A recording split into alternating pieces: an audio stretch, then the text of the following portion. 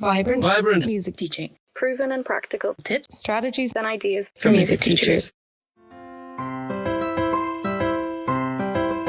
Welcome to episode 60 of the Vibrant Music Teaching Podcast. I'm Nicola Canton, and this is day 4 of the Studio Business Cleanse.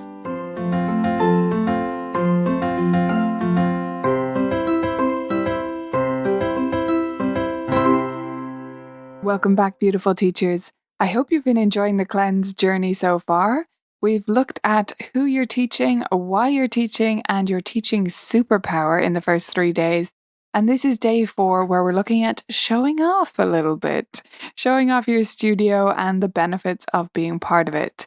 If you haven't got your workbook yet and you want to catch up, you can listen to the previous podcasts and download the workbook by going to vibrantmusicteaching.com/cleanse. This is a totally free challenge, so just jump over there, grab your worksheets so you can follow along and make the most of it. Today, as I say, we're looking at showing off, or in other words, your marketing. And the first thing I want you to look at is from the standpoint of your superpower.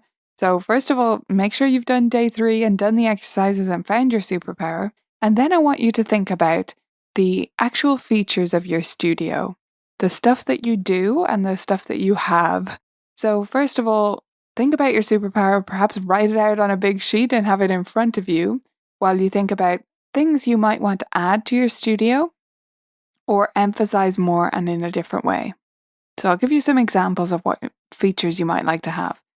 Some studios have a tech lab where they have an iPad station or a computer station or both, or maybe a full DAW station where their students input their compositions.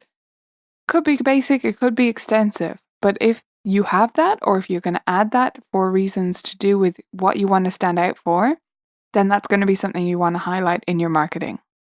Maybe you have a games library. That's something I have in my studio. I kind of have 2, right? I have one that's actually in the studio space that already looks pretty big to students. They're like, whoa, you have so many games. And I'm like, you have no idea. Then I have the games in my office, which take up a huge bookshelf because, of course, I have a copy of every game inside Vibrant Music Teaching, and some I have multiple copies. So there's a lot of games in my life, which I love. But my games library is something that I would highlight in my marketing to show that that's a part of my studio, that that's part of what makes us different, and that students can even take them home and all of that fun stuff. If one of your teaching superpowers was about performances and that you have a strong emphasis on performing and run tons of recitals every year, that's going to be something you want to celebrate and highlight. So if you run more than the average, more than 2 or 3, maybe 5, maybe 10 recitals a year, then that's something you're going to want to emphasize. Maybe you have an art center in your studio. Maybe you have a drawing corner, or you make a strong connection between music and visual arts. Or maybe you do a big composition project like me. Every March to April time, I do a big composition project and my students get their pieces notated, and we even sometimes publish a book of them. So that's something I would have photos of on my website.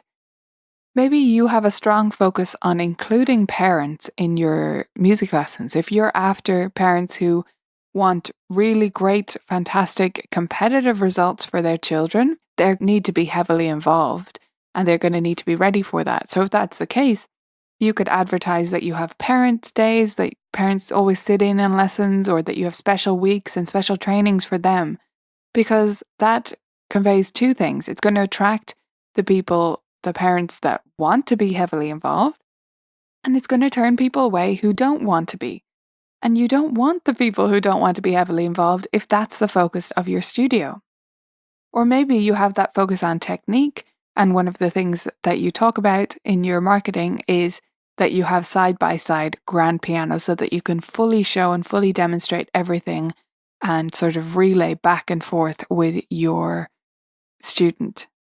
Right? So once you've decided the features that are most special and the benefits of your studio that show off your superpower, because you can talk about it directly, but you can also show it in what you do. So once you've decided what features show off your superpower and what makes your studio special, that's when you can start to think about where it goes.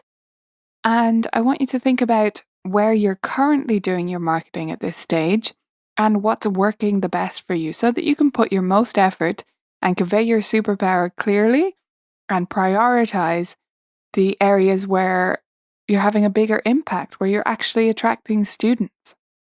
So there's space in the workbook there to mark in what you're currently doing to attract new students, such as your website, your Facebook page, Facebook groups. I know many teachers will go into local groups where they're allowed to advertise their lessons, or Instagram efforts, or online listing sites like the Yellow Pages or Gumtree or Craigslist, places like that, Nextdoor, those kinds of listing sites. Or maybe you put up flyers and posters around town or on particular bulletin boards or in local schools or preschools if you're allowed. If you want more marketing ideas, and there is space to add other things that you do that are outside of my list there. If you want more ideas for marketing, though, I suggest you read my post about this. It's at colourfulkeys.ie/marketing, predictably, and there'll be a link to that in the show notes if you need it. So make a list of what you're doing, but far more importantly, make a list of what is working. Which one of these is actually having the biggest impact? And if you're not sure, I should highly suggest that you add a line to your enrollment forms or your registration forms right now that asks people where they heard about you or what made them want to join your studio. I know many teachers will say, oh, it's all word of mouth.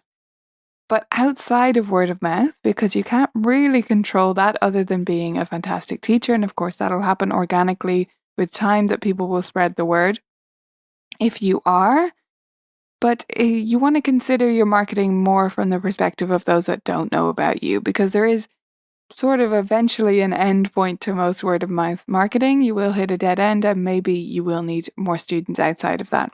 So consider which ones are working and put your effort there into conveying your superpower through what you show from your studio. In your workbooks, you'll see 2 home pages, actually. I've given you screenshots of my homepage, which you can see live in person at colourfulkeys.ie, and also a teacher called Jana Carlson, who has a studio that's a group teaching studio. And you can see the different styles of the 2 home pages and what they highlight. It isn't about those being the examples of exactly what you should do. It's about looking with fresh eyes at your website, at your Facebook page, at whatever is most effective to you, and going, okay, would that call my 3 ideal words to mind from day 3? Would it make people think I have this superpower that I have?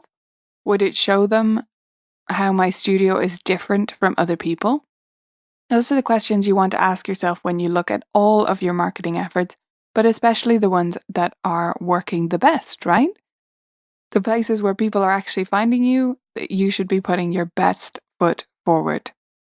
One final task I have for you today, which is a way to carry all of this momentum forward and keep thinking about this stuff as you tweak marketing efforts, as you change what you're doing in your studio and the new features you're adding and the new events on your calendar. I want you to write your 3 words, your 3 ideal words that people would use to describe you and your superpower on a piece of paper and stick it up on the wall. Put it on a post-it that sits on your computer, put it on your mirror, put it in a frame, whatever you prefer, but put it up somewhere where you'll regularly see it and you can come back to that thought when you're considering making decisions. You know, you can start thinking more, well, does this do that? Is this going to move me closer to being the most prestigious studio in town, the most fun studio in town? Whatever you want to be, whatever way you want people to describe you, always consider the decisions you're making from that perspective. That's it. That's your final challenge for day 4. We'll be back here for the final day tomorrow, day 5 of our cleanse. I'm so excited to have you back here again. So go forth, take a look at your marketing, and I'll see you back here tomorrow. Bye for now. VMT members can access the full Studio Reboot course, which goes into much more detail on all of these elements inside the video library. If you're not a member and you want access, you can sign up at vmt.ninja today.